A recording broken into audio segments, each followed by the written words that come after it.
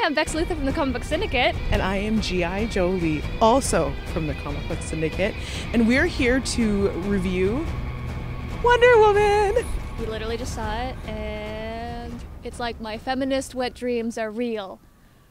The only way I could be happier is if she was Asian. Honestly, I would have actually died in the theater if that was it. Alan Heinberg and Patty Jenkins have captured this character perfectly. She is completely different from everyone else in the movie, and so she has a completely different agenda than everyone else in the movie, and so therefore she has a message and she has a mission and she fights for it the whole way through. And I love her for it. She's amazing. And the scene of her on the boat with Steve Trevor is one of the best written superhero movie scenes I've seen in so long, because it's not about the action, it's not about the plot, it's just about watching these two real people interact with each other. And, you know, there's definitely scenes in a movie where I'm on the edge of my seat, but that scene, I was on the edge of my seat just because of the dialogue. It was so well done. So what was your favorite part of the film? When Wonder Woman bursts through like this big window thing and just starts like smashing dudes in the face, like 7, 8, 9 dudes. I think this is the reason I love Wonder Woman so much, is because she's the perfect balance between super violent and super caring. And it's just like, Wonder Woman's basically the best superhero. She's the best one. She's the best of fighting and strength and power and kindness and compassion, and she's the best. She's the best. What was your favorite part? The moment I saw her on screen. When you see her as Diana, I burst into tears. How emotional was it? Well, I was made from clay. It just brought me to life. Beautiful. It was, again, it's like they captured. I wish I would have seen more of that, but they still got all the elements right. They mixed in the different versions of the origins over the years, and they addressed all of them, I think. And I hope we see more of Themyscira in the next movie. Mm-hmm. But overall, I'm happy. Like, the color was a little bit gloomy, but it was still brighter than the average DC movie. It was also World War I. No, but I just mean, I don't like the gloom, but I still think they could have just used natural color. Like, I don't like blue and gray filters. But on Themyscira, it was pretty. Yeah, it was better on the island. But overall, like, this is a happy movie. I think this is a movie that anybody would enjoy. It's not like a Suicide Squad or Batman vs Superman, which you have to make excuses for, like, yo, just turn off your brain, man. Why are you so picky? No, this is just a good movie that anybody would enjoy. There was a little bit too much CGI at the end, but overall, I was smiling the whole way through. Gal Gadot's a great actress. She's perfect for this role. Chris Pine is a great actor. He's always been great, but he was so good in this movie, perfect for this role. And it was so great seeing him try to explain the complexities of war and the war itself to Wonder Woman, because she's doesn't really understand how it all fits together and how it all works, but it's just great to see that her message could still come through in the end despite everything that happens. The first half an hour is just women of every color all being awesome in like totally different ways. Like, some of them are fighters and some of them are just in the city and some of them are caregivers, like for Diana. And I was like, oh, Amazons are just the best. Like, that's where I want to be. Yeah. I want to be in this world where it's just women who are so unapologetically women. And I think that was the biggest thing for me for this movie, is like, you go into it and yes, Wonder Woman is a woman. She is primarily a woman first, but she's also a superhero, and she's also so many different facets of what, for me, being a woman means. Being kind and smart and powerful and fun. To say it's the best DC movie in a while doesn't say much, but it's also the best superhero movie, like one of the better superhero movies I've seen. And they're learning that superhero movies can be more complex and better written. They don't have to be just for, well, dumb people. And even Guardians of the Galaxy 2 was about love. Diana with the baby.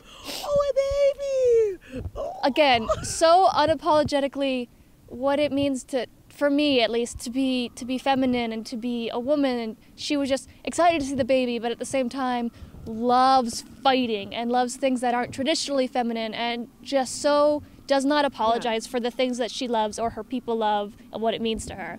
Yeah, because the whole, and I had to like check myself a couple times, because like when you think about it, all they know is training in order to become better and stronger people, but also to be nurturing and caring.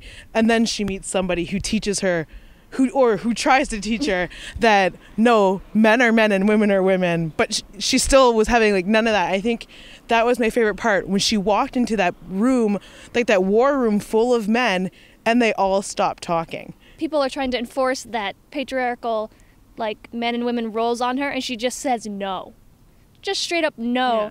And even, like, Etta Candy says, oh, I like her. Yeah. And someone who's such, like, she's a secretary, she's all about fashion, she's very traditionally feminine for that time. And Diana just comes in and goes, oh, that's slavery. Mm-hmm. Oh, how do you fight? Like, all of these things that she doesn't understand what sexism is, and she just refuses to acknowledge it, which, I mean, I feel like most of us should do that. Yeah. Diana is basically what most people should strive to be. Steve Trevor also helps this a lot, yes, which is great. Like, and I know some people are probably going to really take it the wrong way.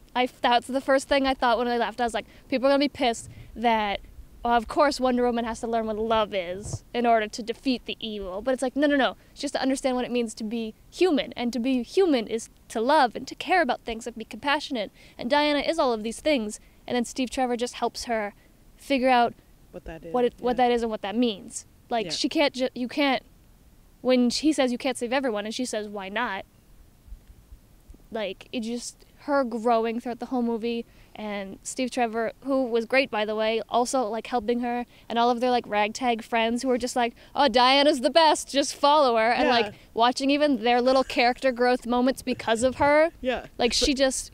How they knew that they needed saving, so they were like, it's like they didn't even see that she was a woman, and because they had Samir and they had the indigenous chief character, because they too were able to follow her because they understand what it was to fight a battle that they couldn't win with white men. I don't know, maybe you should cut that out, but, like, you know what I mean? Like, they didn't care that she was a woman because they could empathize with her. And it was interesting that all of the different facets of humanity were in that one ragtag group. You have the stereotypical Steve Trevor hero, wants to be good, wants to save the world archetype, and then you have the PTSD-ridden marksman, and you have the Native American who is very clearly horrified at what's happened to his people but has to survive. And then you have the man who wants to be an actor but can't because he's not white. Like, just different facets of different oppressed people. All coming excluding together. Steve Trevor. Yeah, excluding him. But then it's Steve Trevor.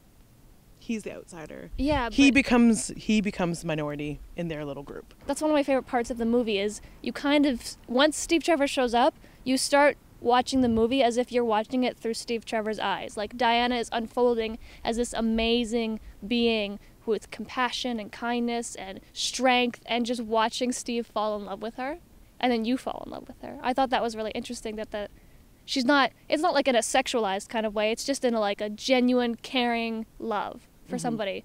And then watching it, and then watching that unfold, I'm not even mad. Like, you kiss that boy, girl. You do that. Yeah. He's pretty. You kiss him. You've never seen a boy. You kiss that boy. Every step of the way, how they handled her growth, how she discovers sexuality. Like, she's never seen a penis before. And then all of a sudden there was a penis. And Steve Trevor was just like, yep. Yeah, Steve Trevor had shame, but she was like, oh, you want me to turn around? Okay. So what did you think about the fact that Wonder Woman had a female director? I think it's absolutely essential to this movie, but I did notice the ice cream and the baby, ooh, a baby, that was great. And it's like, yeah, good, exactly, because a man wouldn't think of that. Like, I don't think a man would think of that. Mm-hmm. Maybe a man wrote that scene, I don't know, but I got a feeling it was the female director that threw that in.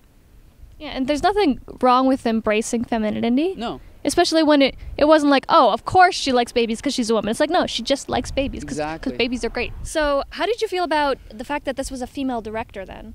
I actually didn't know until the credits rolled. But I think that was to her benefit, because you're like, oh, this isn't a female director, it's just director. Like, which is probably how we should see these kind of things. Yeah. It's like, oh, it's just, and I liked the way that she directed the movie. Mm-hmm. Like, this Wonder Woman's never overtly sexualized.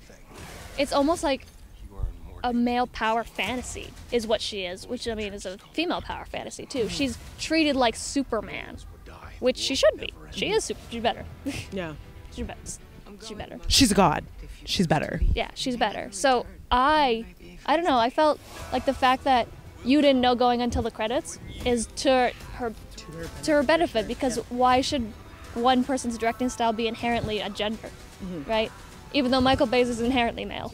The little parts of like what women love about being women, which is, as a woman, is so hard to figure out sometimes when the world is just like hating on you for being a woman, right? Like, I can't have sex, or I have to have babies, or I can't do both, or I have to get married, I have to do this, I have to not work, or I can only enjoy ice cream if I'm crying, or because I'm crying. Because I of a can't. boy. Yeah. Like, seeing a woman eat ice cream just because she liked it, that's never happened in a movie. Has that ever happened in a movie?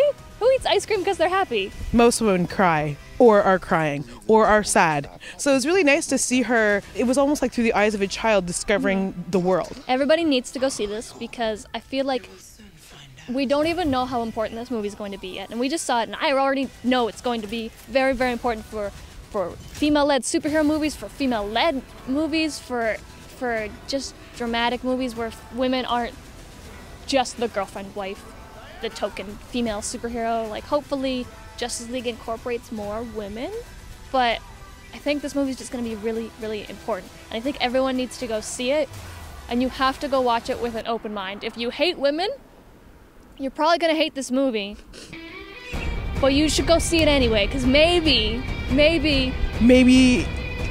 you'll discover love then too. And I don't see how you can't. She's beautiful. Don't forget to like and subscribe to the Comic Book Syndicate for more reviews like this one.